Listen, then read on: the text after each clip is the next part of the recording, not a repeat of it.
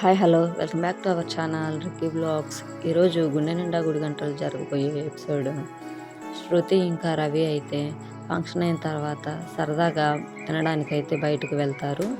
బయటకు వెళ్ళిన తర్వాత కామాక్షి వచ్చి మీనానైతే అమ్మ శృతి అక్కడ ఉందో చూసిరా, మీ అత్తయ్య గుడికి వెళ్దామంటుంది అని అయితే అంటూ ఉంటుంది.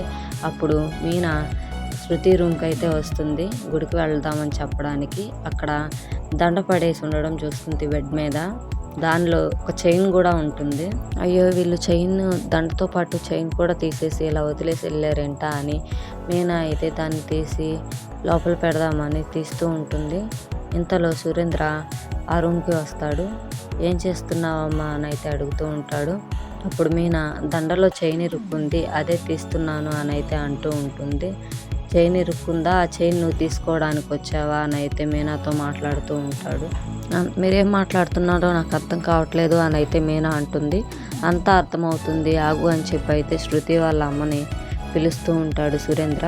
శృతి వాళ్ళ అమ్మ వచ్చిన తర్వాత ఏమైంది అని అడిగితే ఈ అమ్మాయి చైన్ దొంగతనం చేస్తుంది అని అయితే అంటూ ఉంటాడు.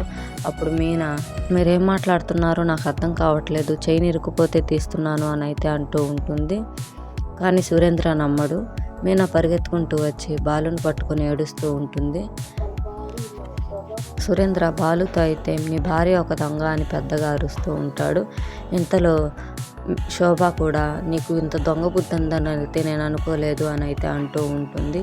దానికి సత్యం సురేంద్ర ఏం మాట్లాడుతున్నావు అని అడిగితే నీ కొడుకు ఒక ఫ్రాడ్, నీ కోడలు కూడా ఇంతేనా అని అయితే అంటూ ఉంటాడు. దాంతో బాలు కోపం వచ్చి సురేంద్రని అయితే కొడతాడు.